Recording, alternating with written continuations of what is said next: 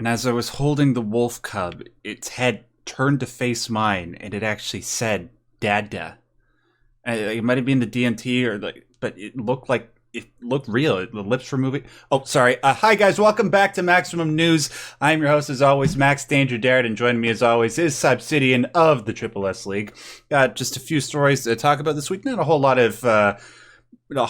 of stories, but a few quality stories that are definitely worth talking about. I'm going to start with this. Embracer Group. I hadn't heard about this group until the story came across my news feed this past week. Most people have no idea who these people are, where they're from, and what they're doing. Mm-hmm. Which is really interesting for a company that's, I think, now the third largest gaming organization in the world, behind Microsoft and Tencent. Like, WTF, guys? Yeah. So, do you want me to tell them who they are, or do you want to? Well, I mean, I think you can. By the way, I was going to say before we start, I'm pretty sure that's your spirit animal. I mean, I think that's why it's talking to you. Okay. But I didn't want them to hear. I didn't realize we were recording. Yeah. Okay, I got that.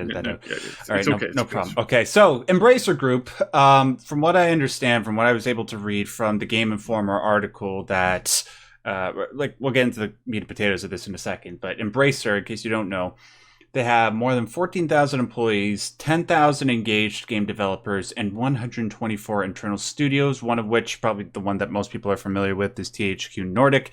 They're involved with the Saints Row franchise. There's also Darksiders. Well, this past week, they bought a few new studios that formerly belonged to Square Enix. Now, let me tell you some of the IPs that they managed to pick up during this new buyout. Deus Ex, Thief, Legacy of Kain, and Tomb Raider. Oh, and did I mention there's this little franchise called The Avengers that you might have heard of? They, Embracer Group, bought these franchises and studios from Square Enix for a measly $300 million. That's insane, and I'm going to get to why that pisses me off so much in a second, but let's just focus on the core details of the story. So they bought this from Square Enix, and Square Enix put out the following statement as to why they made this deal for $300 million. Quote, "The transaction will assist the company in adapting to the changes underway in the global business environment by establishing a more efficient allocation of resources, which will enhance corporate value by accelerating growth in the company's core businesses in the digital entertainment domain. In addition," and this is the important part, "the transaction enables the launch of new business by moving forward with investments in fields such as blockchain, AI, and the cloud." So NFTs, right? Okay. There's a good side to this, and then I'll get to why this pisses me off. The good thing about this is that about 1,100 devs, the people that worked at Eidos Montreal, Crystal Dynamics, and Square Enix Montreal, they all belong to Embracer now. It's good that they're leaving Square Enix, because Square Enix has been doing a lot of stuff to screw themselves over and piss a lot of gamers off. Now they probably have the funding and at least a little bit more funding and care than they're getting at Square Enix under Embracer. Now, whether or not we'll see new games under the Deus Ex and Legacy of Kain and Thief titles, I am still very dubious about. We do know we are getting a new Tomb Raider. That's still coming. Those other games, I don't know. But why this pisses me off so much, it's just a reflection of what we sort of knew already, but just seeing it in official terms just makes my blood boil. It just shows how much Square Enix doesn't care about these properties and fostering them for their artistic value. Legacy of Kain and Deus Ex in particular have some of the greatest storytelling in the history of games, and trust me, I know what I'm talking about, because this is what I spent the last several years of my life talking about on my YouTube channel, is stories in games. They are the best, and the fact that they are worth this little, and they're going to take, Square Enix is focusing their time on all this other crap that gamers by and large don't want in their games when they learn about it, pisses me off to no end, right? So I'm gonna try to focus on the positive of this. Maybe we'll get a new Deus Ex game, which would be put me into a state of jubilation, even more so if we get a new Legacy of Kain. Although I have such great doubt that that'll ever happen. That's where I'm at right now with this. Syb, I would love to hear what you think about this buyout, and especially the price of it. So basically, I sincerely believe that Square Enix is not in a healthy position. Yep. And that the sale of their companies to what we've been hearing rumors about them selling out to either PlayStation or Microsoft. It was clearly Microsoft that was trying to acquire them. Obviously, there's been a lot of rumors going around for a long time. I don't know at what stage. They could have just been like early offers, inquiry offers, that kind of stuff. But it's clear that for whatever reason, Square Enix is incredibly not smart functioning right now. They have some massive problems going on at that company. Because as far as I can tell, looking at the cost of development, looking at the cost of the buildings, the leases, all of the things that they sold, there's no other way I can state this. There's zero other way I can state this. They sold these companies off at basically wholesale. Like they sold these companies off. Yeah, a lot of these games that these companies have been putting out have been what's the Latin term for it? Hot garbage. Right. Lately. And they have been, again, a very Japanese problem. They've been sitting on highly requested IPs for a very long time, and they have just refused on a point of some, I guess, pride. I'm asking. It's like a cyclical thing. We talk about this every week, don't we? Yeah, we really do. I mean, it gets even more interesting when you hear the recent stories out about the guy, one of the lead devs on Sonic, who ended up taking over the franchise, who ended up taking over the Sega Dreamcast, and who ended up basically like flying that into the side of a mountain at Mach 2. Like this guy, the stories coming out about him are shocking to. Like, they're shocking to people like you and me and other people around the world. Like, I was talking to some people and they're just like, I can't wrap my head around this. And then you talk to people who have worked in especially Japanese culture, especially in Japanese gaming culture, in game studios and stuff like that. And they shrug their shoulders and go, yeah, that's normal. I'm like, what do you mean it's normal? It's like, yeah, this is basically like a good 80% of the people that you'll meet in the industry over there. And it's like, wow. And so, yeah, they gutted their entire Western lineup. All of their Western studios. They've essentially pulled out of the West. I'm hearing other things that they're cutting off deals and contracts with Western companies as well. Now, that's rumor, so don't take it with a grain of salt. But I mention it because it adds a little bit more context. And the context is that I'm sitting back, I'm watching this, and I swear I'm feeling this sense that that Square Enix is just doesn't want anything to do with the West because they think the West is the problem. And the West to them, you have to remember, this is Japan. Yep. The West literally means everybody else. It does not include other countries that are geographically closer to them. It appears as if they're just doubling down on their own internal audience. Maybe that's what they need. Maybe that's what would make them happy. Maybe that's what will fix the majority of their problems. Who knows? At this point, like, really, nobody knows, right? Because this is again, some people are like, oh, this is kind of a good sale. You know, they're putting out this stuff and they're getting rid of this stuff and they're recouping a bunch of costs so that they can do it. No. Like, well, I mean, yes, they kind of had to at this point. I feel that they've kind of like, you know, run up against the wall here, that they've had a collapse of being able to function now.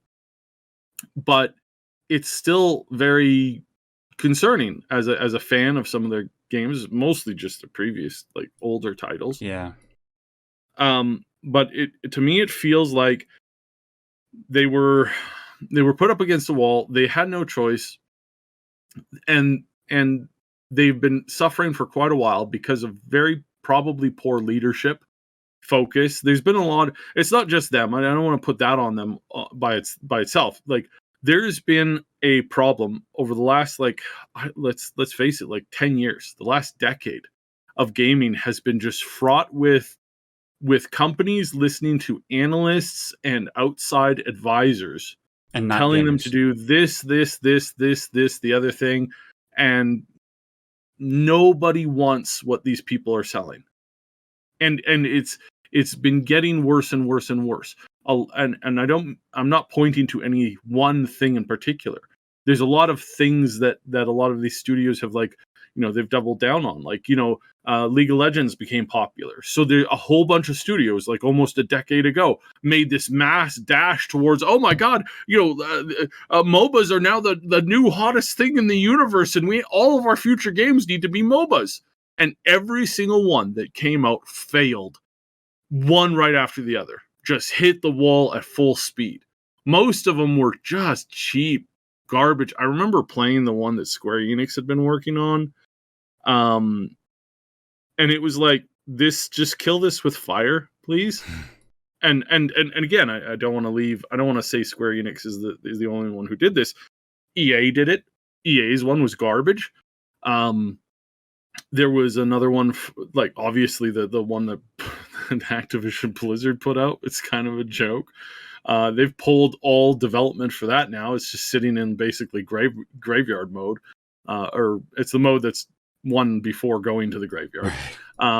All these companies, and they did that again and again and again with different genres, with different things. Then it was the PUBG thing, then it was the Battle Royale thing, then it was and it's just one after another, after another, after another. These companies not innovating on any new concepts, ideas, not taking a risk on any new indie projects that actually paid off. They did invest heavily into a lot of things that people told them that was like, oh yeah, this is going to be the next big thing.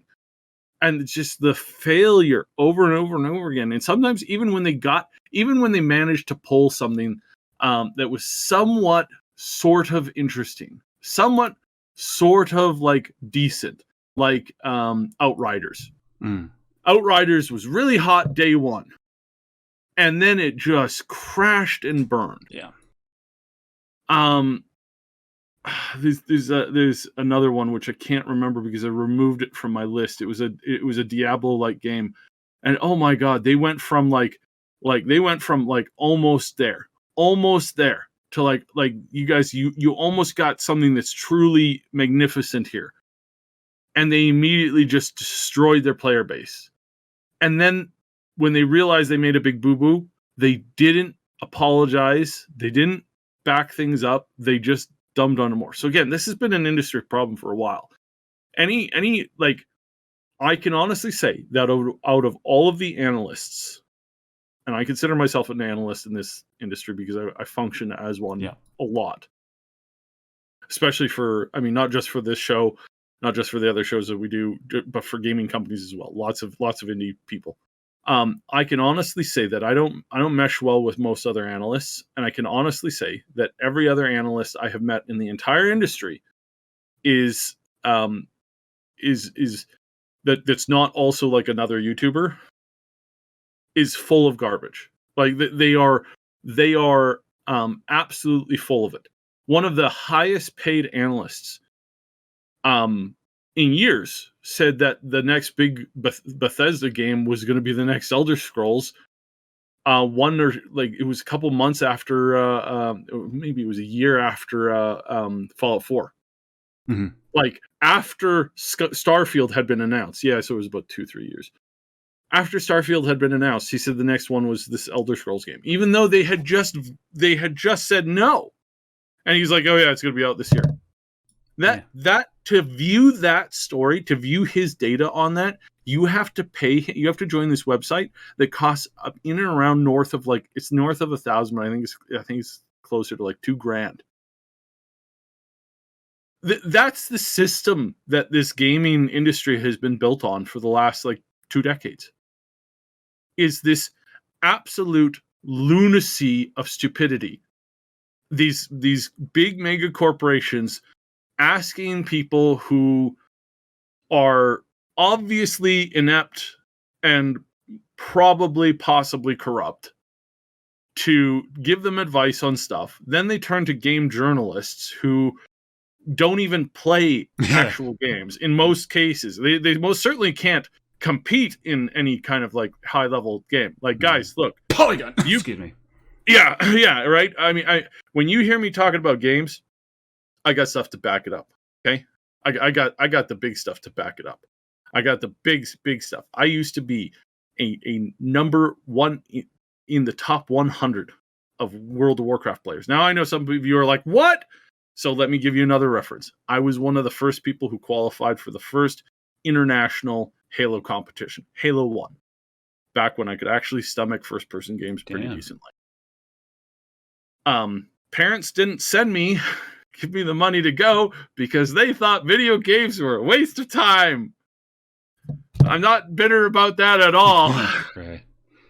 So I play games, and Ash and I do deep dives into games, and Max does huge deep digs into both games and story and narrative.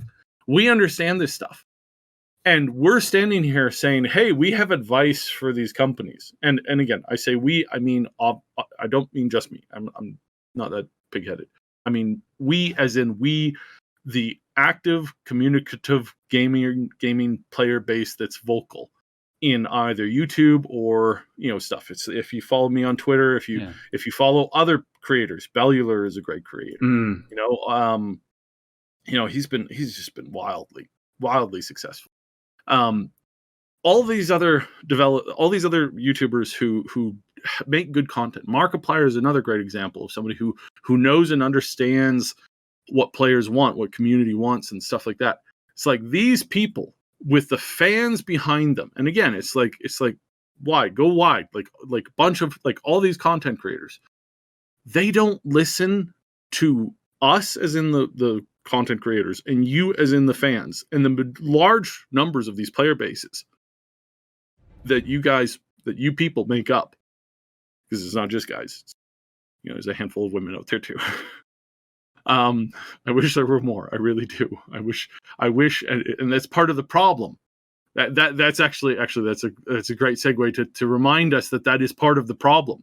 Instead of growing the customer base and involving more people in more unique ways, like on and I'm going to mention the bad game again, WoW. In WoW, there's a lot of female players. Why is there a lot of female players in MMOs? Because you can often get amazing story with these things. You can get a sense of community, and women tend to like that. Girls tend to like that. Statistically speaking. Yeah, statistically speaking, or people other than the main group of normal gamers like that kind of stuff.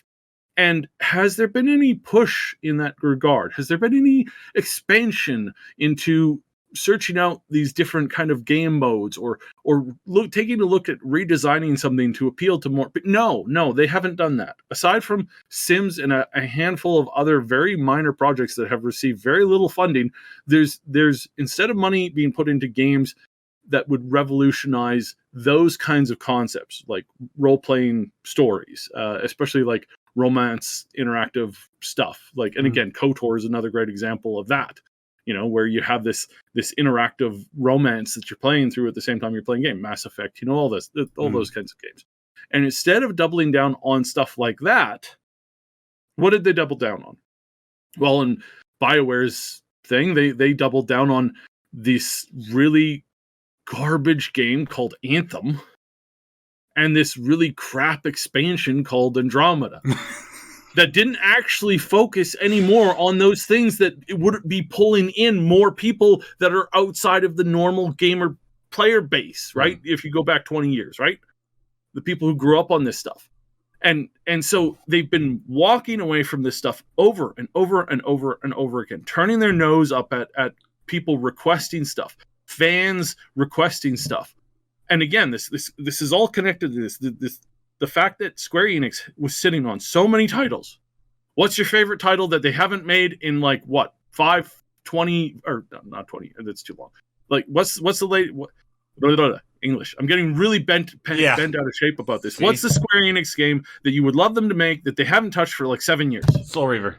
Well, that's 20 years. Okay, name another one. Deus Ex. Yeah, why aren't they doing this? Why does it take a collective community to scream at the top of their lungs, please give us this, or to mock them and say, we don't want this. We want you to go back to making what we liked and improving what we liked. Why are you making products for us that we don't care about? Why are you going out on these expensive, like mega expensive bends and pushes when people just want good writing? And there's a handful of people, we have put in good writing, not about topics that people actually are like vestedly interested in. You keep on going off in these other directions, or you keep doing these stories that, oh my God, some of the stories, and again, every gamer, every person listening to this right now is thinking of a game that has been done poorly in its like second or third iteration because the writers just don't, like, they're not writing good stuff. They're not writing interesting content. They're writing just really garbage stuff that doesn't really like go anywhere, you know, or it's a lesson that's been told 1,000 times and that for some reason the game director thinks is revolutionary. It's like, it's not revolutionary. I listen to a lot of old radio shows, and I was listening to another person, a fairly famous person, talking on their podcast recently about how, like, oh, you know, we never used to have like really gory, dark stories like, you know, murder victims and stuff like that. Like we didn't really have that as a focus in entertainment until recently. Idiot. Yeah. I listened to old radio. I listened to radio programs from the 40s. The amount of like Mad axe wielding, you know, murderers, that's actually really common. That's a like, some of the horror stories that they told back in the 40s would curl the blood of these people who think that a scary story is a demon who's not actually a demon. He's not interested in doing anything unspeakable to you. He just wants to, you know, stab you, you know, fairly lightly once, and then you just fall over and there's no blood. It's like that's what they think evil is. Like that's literally what they think evil is. I could tell you stories that would make your mind like literally melt. Yeah. And yet for some reason, these aren't the stories that we're hearing today. These aren't the topics that we're getting. And so why is Square Enix dying? Why did they retreat? Because I don't think they know what they're doing. And again, it's not just them. It's like every game developing company. Most of them are run by complete and total idiots. Yeah. You know, you go to a village out in the boonies and you meet a guy who's sitting around a well and he's like, hey, I'm not the village idiot. I'm only a half-wit. I really wish I was an idiot. It's like, these are the people that are like, oh, sir, please come with us. We want you to be our new CEO. We want you to decide our new direction for our major big shooter. Yeah, the CEOs for these companies are sort of like the Australian Prime Minister in that one episode of The Simpsons when they go to Australia. Hi, Mr. Prime Minister! Andy! Anyways, it's just... Yeah. Let this be a lesson to all of you, the tangibility of the story of just where the games industry is going. Make sure to continue to support games like Elden Ring, you know, games that are coming out that... Vampire Survivors, go support that stuff. Yeah, I've heard really good stuff about that game. I think my girlfriend was talking with me about it the other day. And yeah, just Subverse. It's a Subverse. I won't tell you to go buy it, but check it out. Mm-hmm. Stolen Realms. And the new one that I've been playing a lot of, which is Anno Mutationem. It's mutation, but with an EM at the end as well. Okay. And yeah, these are the projects. These are the games. These are the people that need to be elevated up, and the the Bobby Koticks of the world need to get gone. Yeah. Like if they want these video games to continue to succeed, yes, you can still make a really good profit out of really good video games. You literally can. But what they've been trying, like Lord, we'll talk about the Activision Blizzard stuff in a little bit. Okay. Anyways, we spent a lot of time on that particular. It's funny. I think it was the last show. I said I don't think we're gonna have that much stuff to talk about, and then it becomes one of our longest shows. I get the feeling we're gonna do something like that today. But anyways, let's move on to the next story. This will go very quick. So, ladies and gentlemen, the Bethesda Xbox show is about to begin in approximately about a month. Right, June 12th, right? Yeah, little bit more than a month. It's like, what is that? 1, 2, 3, 4, 5, 6, almost 6, little less than 6 weeks away, guys. Mm-hmm. It's gonna be great. It's gonna be super interesting. Jeff Keighley. Jeff Keighley's his showcase. They announced that one on the 9th, and Bethesda and Xbox were like, that mother blanker. They were just like, he upstaged us.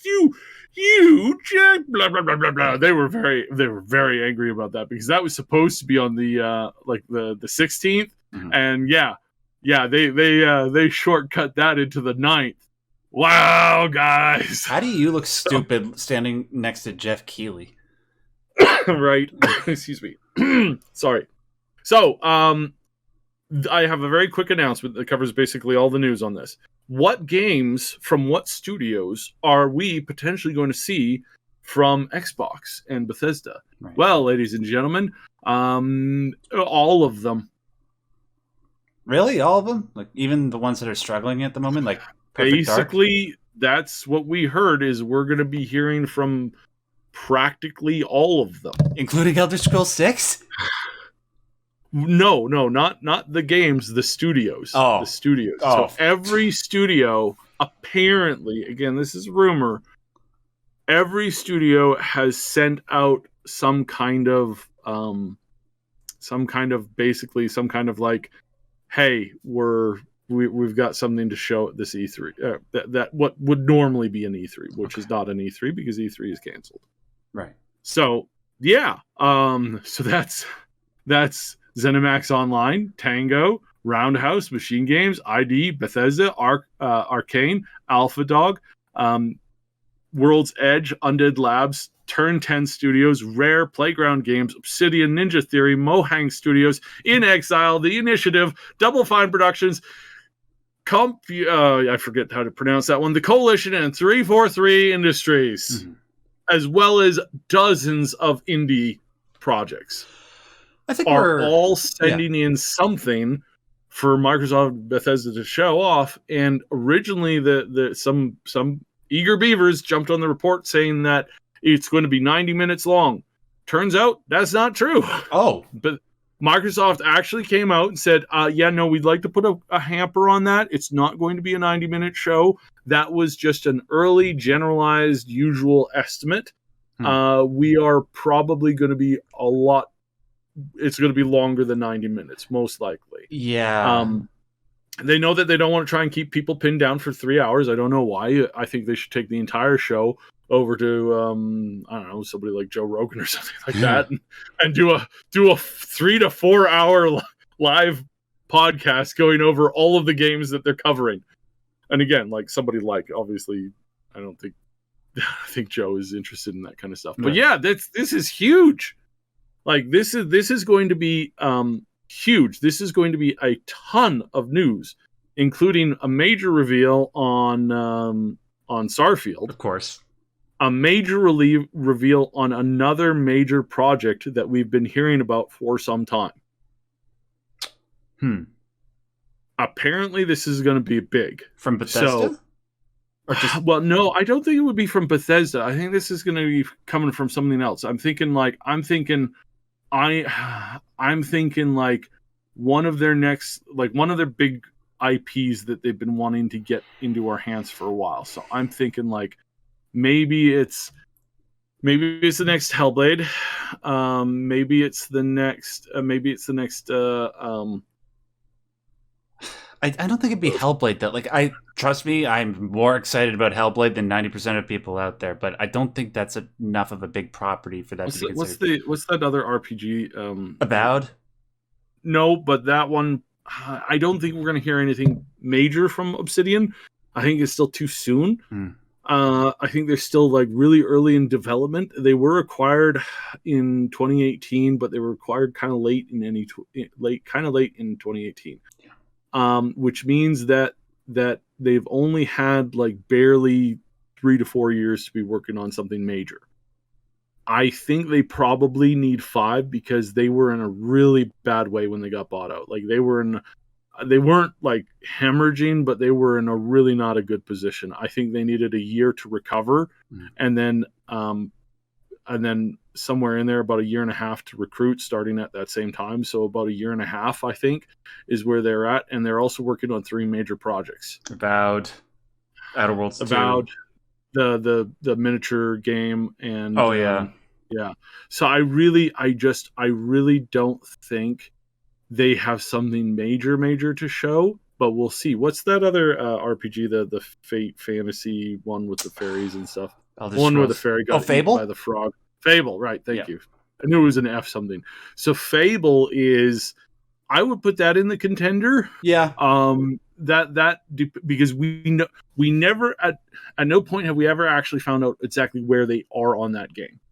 We got a trailer, and then that was it, and then it wasn't there last year. So is it, could it be showing up this year? Could it be showing up sometime next year? We don't really know for 100%, but we know that it's coming, and we know that they don't want to release Avowed, Fable, and the next Elder Scrolls all within the same like year and a half. Yeah, like they really want to avoid that at all costs. So a good idea would be to put out a good fantasy game this year. Who that's coming from right now, I don't know. There's so many rumors going around, and you really can't believe or trust any of them. Turns out there was a secret meeting between Jeff Keighley and Todd Howard, and there's a secret little clip put out, and it was like, stay tuned for June 12th, the kind of thing. Turns out the guy who did that managed to get his hands on some audio from an interview that wasn't aired, and then put it up as a prank to like kind of screw over people.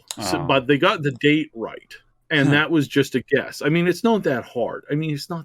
Yeah. There's only like, I don't know if you know this, but there's only like 2 weeks in the first 2 months of June, and usually that's when there's a big showcase. It's really not that hard to guess. It's basically like a 1 in 14. I mean, it's really simple. So yeah, interesting. What could we be seeing? We don't know yet. Apparently, though, my people are saying there's going to be something big that you're not expecting to see. Right. So what is that? I don't know. Microsoft buys out Konami. No, I'm kidding. I'm not going to guess. No, this will be a game releasing sometime within the next couple months. Oh, apparently. Okay. Gotcha. Yeah, no. They will have more announcements on acquisitions, though. Okay. Sounds like they've got another surprise on acquisitions getting announced sometime soon. So okay, cool. Yeah. So anyways, we'll see what happens with that. So that's we'll definitely be talking like closer to the day about what games are definitely going to be there, what would be a surprise. I think we're going to try to. Obviously, I think we're going to try to stream it. So make sure you request some days off there. I will if you can. Yeah. And we'll cover the big games coming up. Nice. Other than that, so some more Activision Blizzard news. Yeah. They released a mobile game, new announcement called Warcraft Arclight Rumble. Other is also known as War, because there's not enough War mobile apps, like games that start with WAR. This, they need to do another one, because there's like, Summoner's War, and then there's other War, and then the Total War, robots, War. It's just this one was disappointing as somebody who was hoping for something more, but my disappointment was very meh, because I wasn't actually expecting anything good. Yeah. I was just like, I looked outside the window one night. I looked up at a star and I said, "Please, sir, please let Blizzard put out a good mobile game. I don't know what a good mobile game would look like because I've never really seen one before. But if you could let them make a good one, that would be kind of nice." And then I got on with my day. And then have them stop harassing women. And make them stop harassing women. No, that was the. So yeah, this is not a huge disappointment because I honestly they couldn't do anything to disappoint me further. I already have like my stuff is canceled. I am slowly starting to take a little bit more interest, but I've been in this position before. A lot of us have. And a lot of us have been burnt again and again and again and again by a game studio who looks at their fans and says, "You guys are disgusting. We hate you."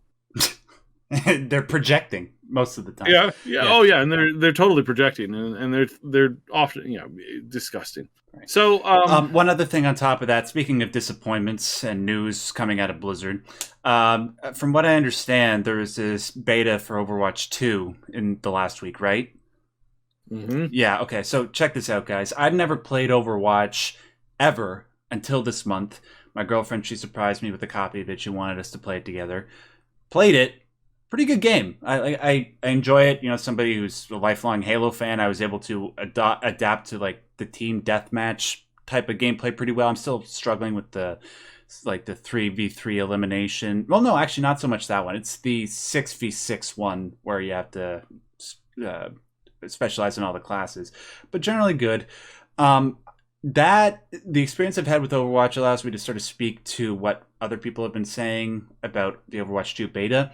Apparently it's more like Overwatch 1.5, or as Video Game Donkey would say, Overwatch 1.1. There's not a whole lot there that would make you think that this is the proper evolution of the Overwatch formula. There are some quality of life improvements, like apparently Mei can't freeze people anymore. That's good. It's going to be 5v5, one less tank. That's good.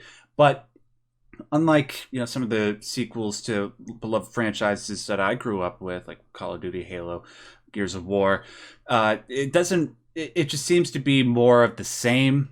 And for some people, that'll be fine. But for people like you and I that expect, even though we don't expect much of the Blizzard now, you kind of hope for the best because of the legendary status of some of their older games, that they would be able to transfer that over to Overwatch 2. But yeah, it doesn't seem to be the case. And I have a theory, and maybe I'd like to get your thoughts on this side, that the reaction to the the Warcraft mobile thing and the reaction to the Overwatch beta is probably why the Activision Blizzard buyout was voted on so quickly and unanimously by the shareholders to try and get that deal through, just to make sure that, there's no pushback on the devaluing of certain properties, that they can keep the, what was it? Like, what's the price that Microsoft bought them out at? Like, almost like in and around $100 basically.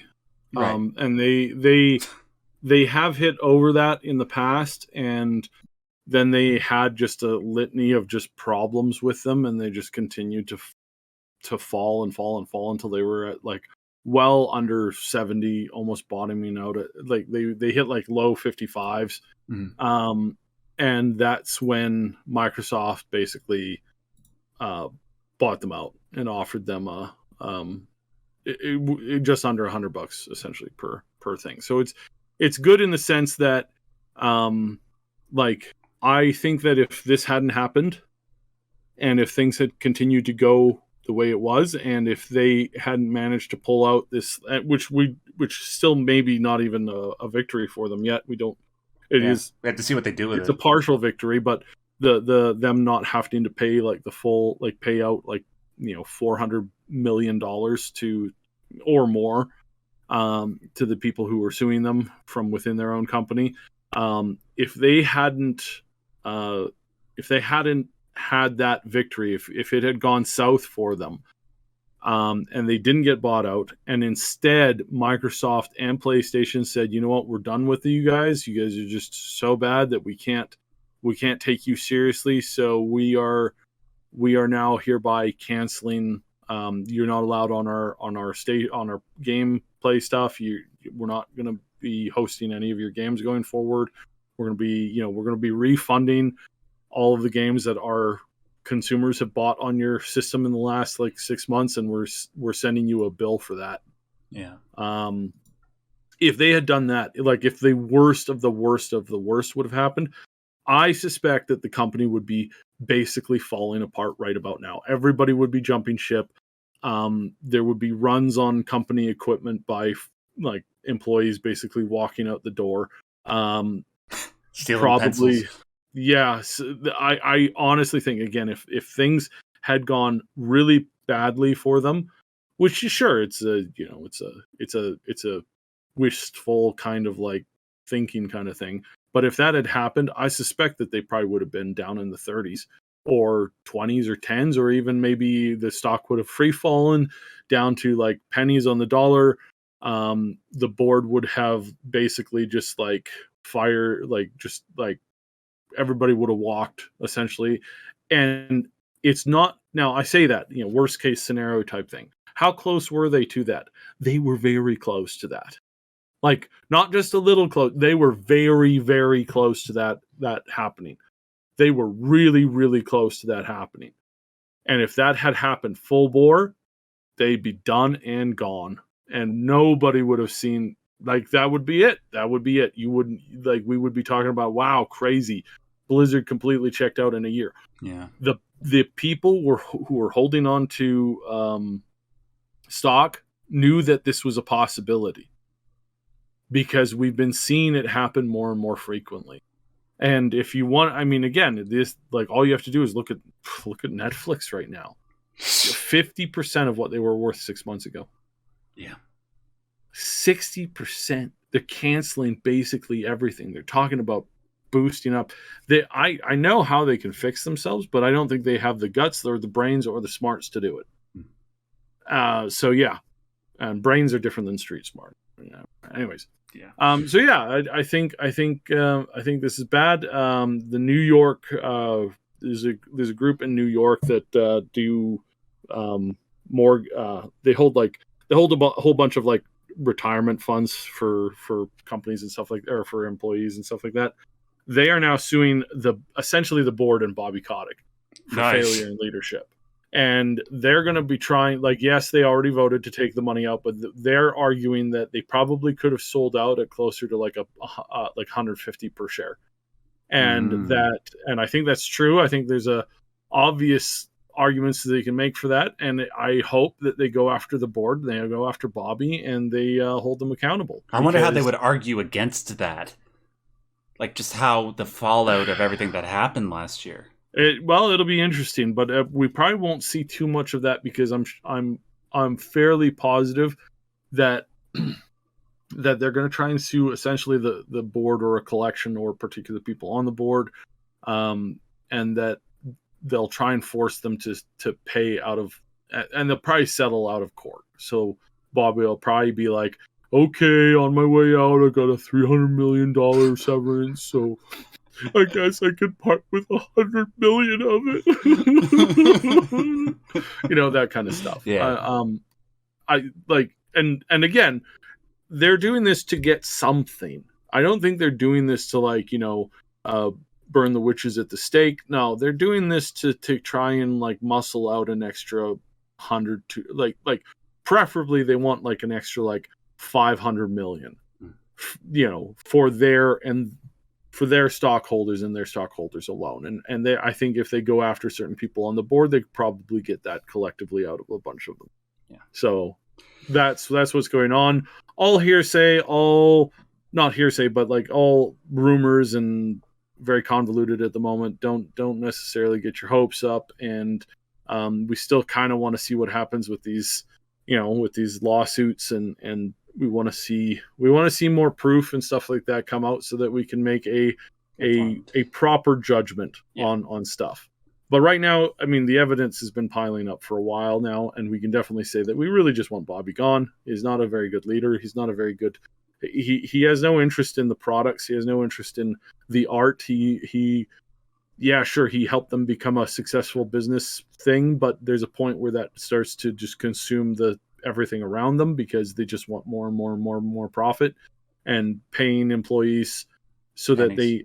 they are literally under the local poverty line, living in packs of people, dozens per, 1 or 2 room apartments. Yeah, that's a problem, and you should have and could have fixed that. And by doing so, you would have made your company better, but you had no interest in that, so I guess it's whatever. A lot of the Disgusting. stuff regarding Activision Blizzard as it is now is going to be transpiring over the next few years. The lawsuits, and also whether or not Microsoft is capable of making something out of their investment. I like to think that they are because there's just way too much money involved there. But, actions speak louder than words, so we'll see. And then finally, speaking of crappy companies, we talked about Skull and Bones, that Pirates game from Ubisoft that's sort of been in development hell. We talked about that a few weeks ago. You said there's something new going on with that. Yes, sirree. Tell me, Max, use your imagination. What would be... did you play the previous game where they Assassin's Creed Black Flag? Did you play that? No, actually, I only ever played the first two, Okay. then I didn't play much of them. All right, so think about that. Think about the Ultimate Pirates game. Give a brief idea of what like an hour play session would be like. Just kind of like going from things to things. Like you start out as a pirate, waking up on a ship, or perhaps in a tavern, and there's some wenches and or muscular sailors, depending on your preference. That you're waking up beside, and you're like, yo ho, me hearties. What do you do from that point? Like, what do you go and do as a pirate game? You go and look for buried treasure. You go and drink with your mates. You hop on the boat. You shoot at other boats to try to steal your plunder. That sort of thing. Yeah. Okay, cool. So you don't wake up in a tavern. You don't have a character. Your character is the boat that interchanges when you upgrade to new boats. And you're like, wait, what? But there was some really cool scenes where you could like land at islands and go and raid a pirate fortress. It's like, wait. Now we already have that game though. It's called Sea of Thieves. Yes. So you were like, I was thinking like, a way better like Sea of Thieves type thing. This game has been in development for 10 years. You got to remember, 10 years. And this started out as a game in the Assassin's Creed franchise where you could do all of those things. Right? So that's what they started with. So they started with the ability for you to have a character to crawl around throughout these beautiful Caribbean islands and hop up onto things and scout the seas and then go to your ship and get on the ship and go and fight other ships. And well, you don't do any of that now. Now you get a ship and you sail out of a port and then you go and attack another ship.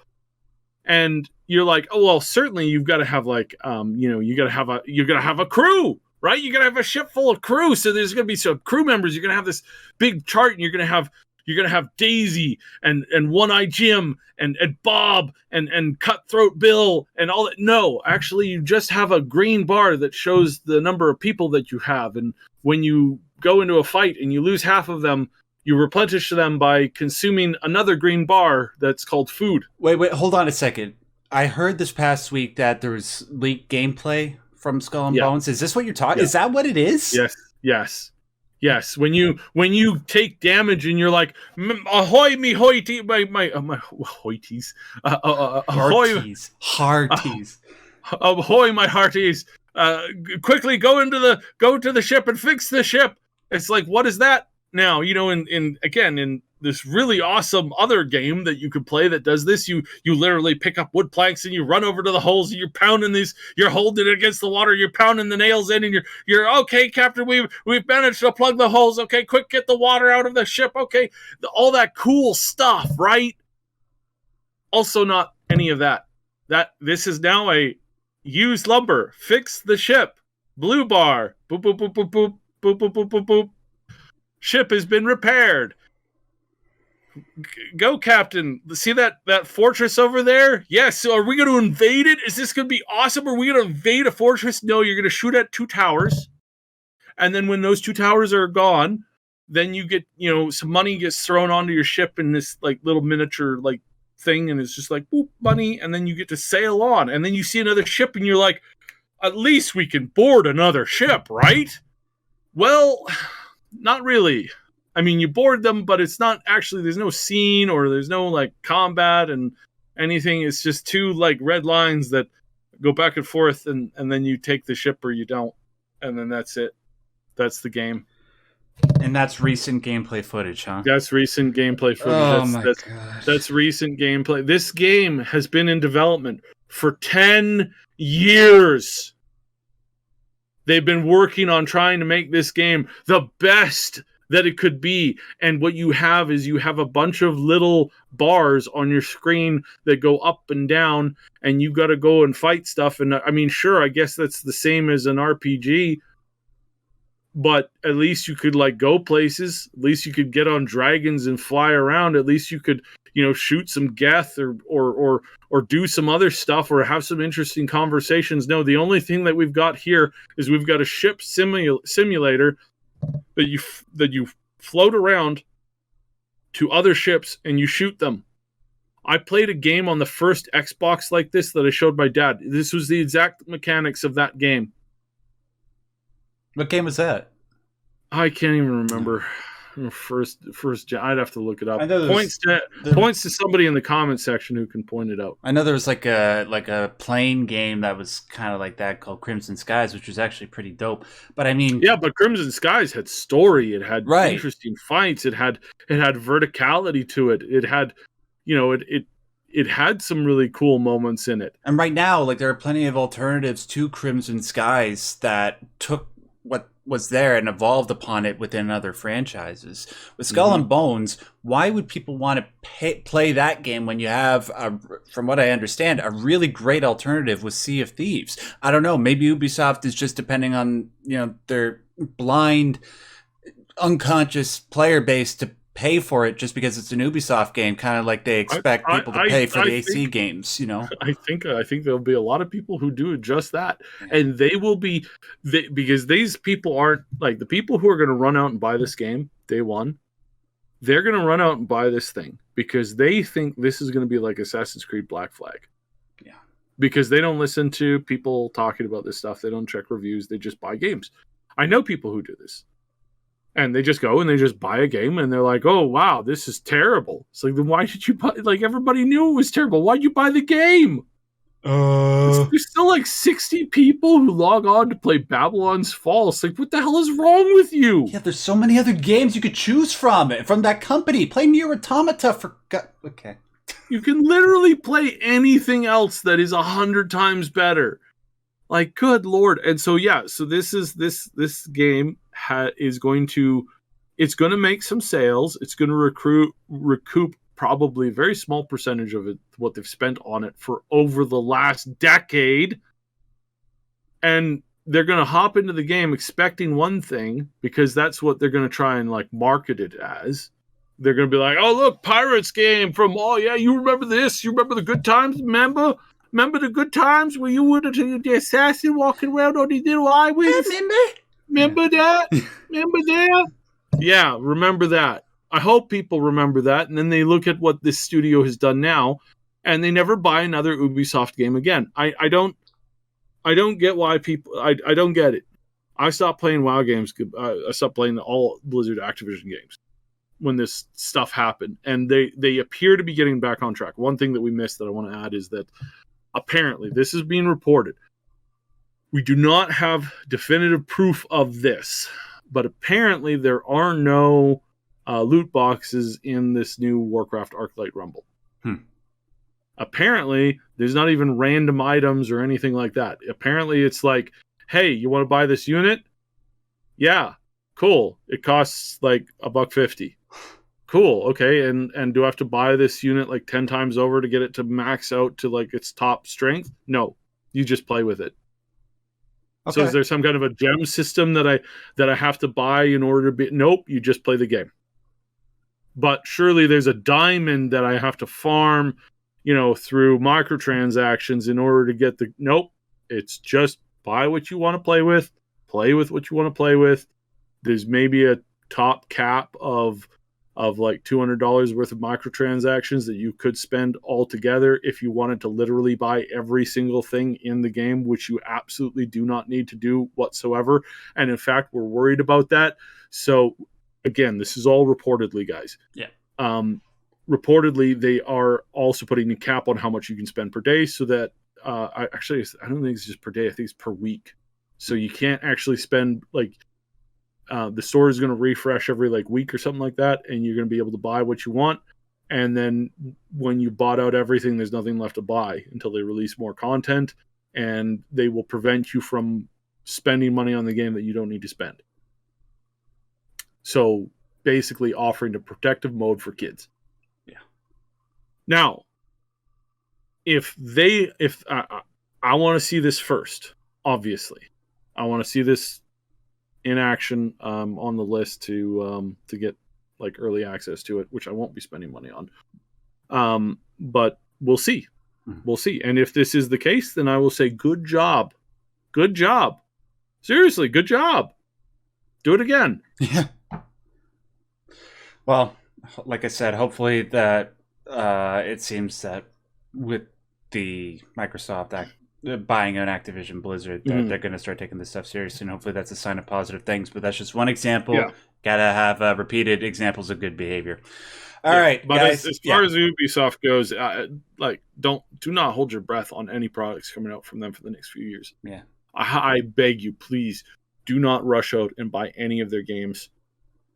Please don't, because this is going to get worse. This company is dying, and they are doing things that are just shockingly terrible. Yeah. So unless the Sands of Time remake ends up being great, or they come out with Beyond Good and Evil 2, don't even give them your time or attention. All right, guys, we actually went on pretty long for that podcast, but it was a good discussion. Thank you so much for joining us and listening to us talk about these important issues. Be sure to hit that like button, because when you do that, it tells the YouTube algorithm that not only this video, but all the other videos on this channel are worth watching. It tells the YouTube algorithm that this type of in-depth analysis of these important subjects is worth people's time. So please hit that like button. It's free and easy to do. Make sure to subscribe for more in-depth analysis of this stuff throughout the weeks. I want to thank Syb, as always, for doing this show with me. Syb, do you want to tell people about the other channel real quick?